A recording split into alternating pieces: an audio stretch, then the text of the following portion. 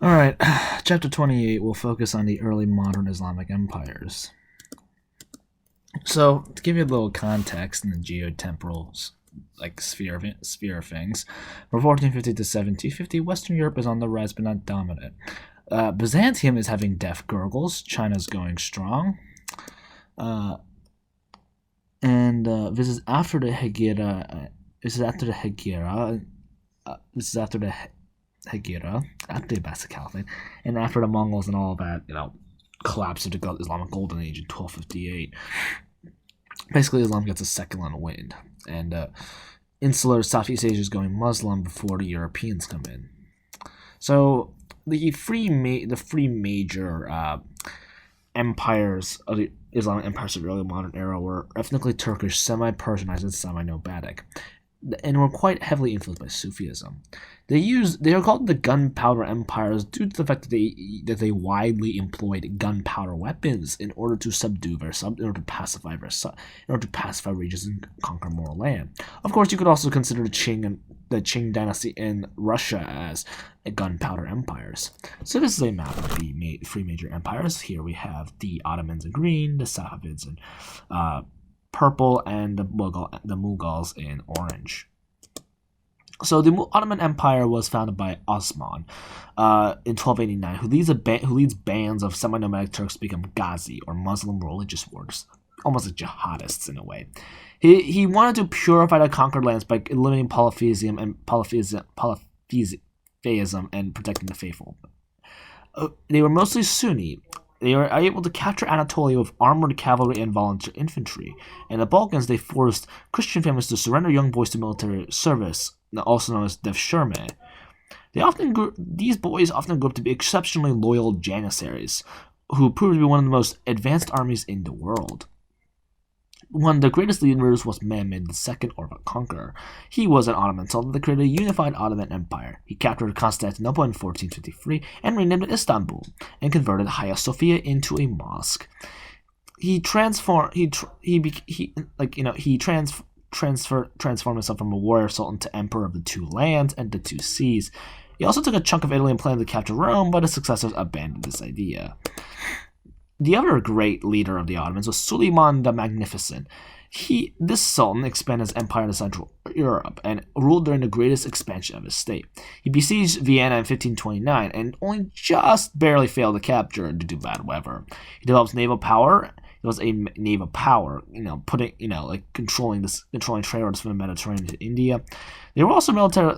The Ottomans were so militarily successful because they had well-equipped gunpowder weapons and fiercely loyal shock troops, basically the Janissaries. The Safavid Empire was named after the prior Sufi thinker. It was founded by Ismail, a young military leader. He proclaims the official religion as Twelver Shi'ism and forced upon a largely Sunni population. Basically, this refers to 12 infallible imams after Muhammad. They believe that the 12th imam is in hiding, ready to take power. They insinuate it was Ismail, so great. It was a political leader used religion to unify and legitimize his rule. His followers wore distinctive red hats with 12 pleats and these hats were called kuziblash, and were called kuziblash. This all comes to a head. The Ottomans and the Safavids duke it at the Battle of Calderon. Heavy use of Ottoman Empire gives them the technological upper hand over Safavid cavalry. Ismail is able to escape, but this provokes 2 centuries of ongoing conflicts. A great leader of the Safavid Empire was Shah Abbas the Great. He revitalizes the weakened Safavid state and reforms the administration through land grants and the military by using more gunpowder weapons. He expands trade and launches a military expansion, expelling the Portuguese from Hormuz. He builds a beautiful capital at Isfahan. The Mughal Empire was founded by Babur, who invaded northern India for plunder in 1523. He barely beats the last of the Delhi sultanates, and he also claimed descent from both Chinggis Khan and Tamerlane. He uses gunpowder weapons to his advantage and founded the Mughal Empire, or Persian for Mongol dynasty.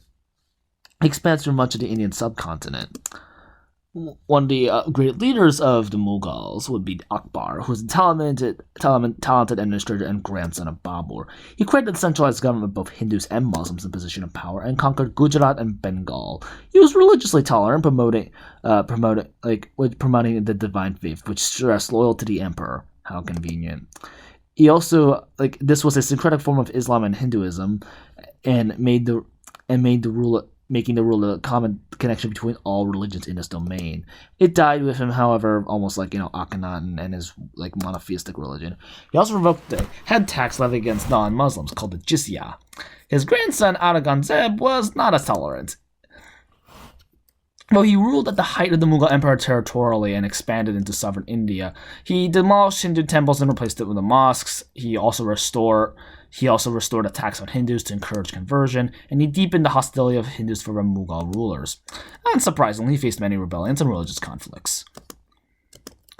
So, all three empires were based on military conquest, with the emperors personally commanding the armies.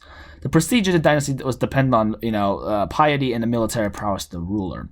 There had close relations with Sufism and the Ghazi tradition. It also involved autocratic leaders ruled doing as they pleased, pronouncing edicts. It was basically a form of absolutism. Unfortunately, the all three emperors had crippling problems with trying to achieve a successful succession at the death of an emperor. This was due to their continued followings of steppe Turkish traditions, inter-family conflicts over power, sons often being locked up so that they're unprepared, and the inter-family conflicts would often encourage families to lock up their sons, but this ended up being even more problematic because now the sons were unprepared for rule. Worst case scenario, you had one case where 19 brothers were strangled and 15 expectant mothers were killed. Now, regarding women in politics, women were officially banned from political activity, but they still played a major significant role as wives and mothers. They followed the example of Chinggis Khan. This was, quite, in some eyes of male followers of the rule of the woman. Examples would be Suleyman's concubine Hurrem and the Mughal Empress Jar Jahan, who inspired the Taj Mahal, and the Safavid wife Mad-e-Olaya. American crops in the Columbian Exchange had less dramatic effect on the Muslim empires, unlike China or sub-Saharan Africa. For example, they really just didn't like the maize. Their population growth instead reflected territorial additions and more intensive farming rather than new crops. However, it didn't really help. Didn't help the fact that the Little Ice Age may have just dried out the area. Coffee and sugar and tobacco became important to social life. However, there was initial opposition to this from conservative circles, fearing the lax morality of coffee houses. Islamic empires were prominent in world trade, both on land and sea, initially.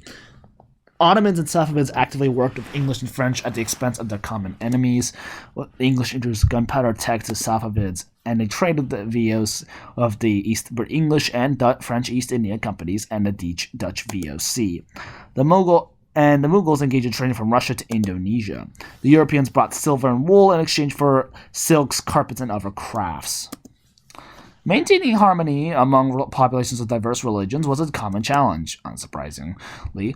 The Ottoman Empire ruled over a vast expanse comprising of Jews and Christians. The Safavids was Zoroastrians, Jews, and Christians. The Mughals of Hindus, Muslims, Jains, Zoroastrians, Christians, and Sikhs. The Mughal Emperor Akbar was most tolerant. He received Jesuits politely, but Now, the empires received Jesuits politely, but they resented Christian exclusivity. He received the Jesuits politely, but resented Christian exclusivity. He instead supported syncretic Sikhism, which is a combination of Hindu and Islam, as well as the self-serving religion of the divine faith. The Ottomans and the Safavids made a distinction between the monotheists and Middle Eastern derivation by referring to Jews and Christians as the dhimmi, or people of the book. The Ottomans would allow millets or religious communities with quite a lot of autonomy. There was a freedom of worship, property, and legal affairs. However, they had to pay the special head tax, or jizya. However, under Akbar, the jizya is abolished in the Mughal Empire. However, Aurangzeb reinstitutes tax and starts persecuting Hindus, causing permanent enmity between Hindus and Muslims. The Ottomans built their capital city in Istanbul, becoming a cultural capital. He rededicates the Hagia Sophia to the Hagia Sophia Mosque. The Ottomans also built a Suleyman Mosque and a Topkapi Palace. The Safavids build the city of Isfahan, and the Mughals with Fatehpur Sikri. However, he chooses a site without sufficient water supply, so he had to abandon it. The Taj Mahal becomes the high point of Mughal architecture. However, no empire lasts forever, and so these empires will die. Each empire had their share of good emperors, but the dynastic dynasties eventually fell into the hands of weak and inefficient leaders. It didn't help that, again, rulers isolated their sons out of fear of overthrow, so they came to the throne with no experience. The second leaders like Selim the Sot and Ibrahim the Crazy. Religious tensions between conservatives and liberals intensified, so this is just great. The Wahhabi movement in Arabia denounced its Ottoman policies and pushed for an extremely conservative form of Islam. If this sounds kind of familiar, these end up being actually the ones who take control of Saudi Arabia, which explains so many things. They targeted science and literature, destroying observatories and printing presses, and in the case of the Mughals, they started attacking Hindus. All three empires become peripheralized. Basically, they don't become the main economic engines of the world. The foreign trade is controlled by Europeans. Also, the military and administrative networks were extremely expensive to maintain. Unsuccessful wars brought no booty or new taxes.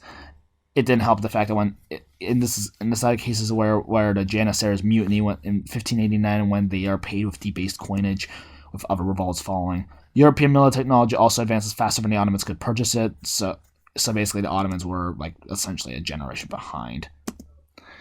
Europeans began actively studying Islamic cultures for purposes of trade and missionary activities, but the Islamic empires are less interested in the outside world. They swiftly fall behind in technological developments. For example, you had the Jews from Spain establishing the first printing press in Anatolia in the late 15th century, but the first printing of books in Turkish and Arabic was forbidden until 1729. The deep conservatism and resistant innovation left the Islamic empires, just like Imperial China, Tokugawa, Japan, to be desperately backward and weakened, and hope weakened, just totally, like sitting ducks for the Europeans. And that is all.